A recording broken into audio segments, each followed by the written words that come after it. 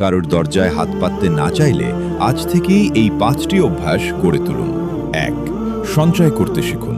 আজকের ছোট ছোট সঞ্চয়ই একদিন আপনার সবচেয়ে বড় নিরাপত্তা হবে। 2.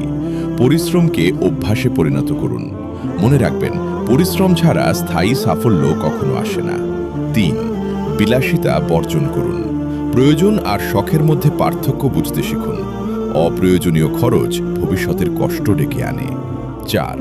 একান্ত প্রয়োজন ছাড়া ঋণ করবেন না। অপ্রয়োজনীয় ঋণ অনেক সময় মানুষকে মানসিক ও আর্থিকভাবে দুর্বল করে দেয়।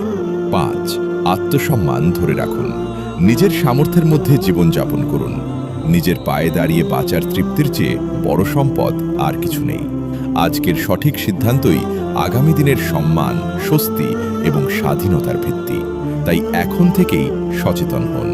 কথাগুলো ভালো লাগলে লাইক দিন এবং ফলো করুন।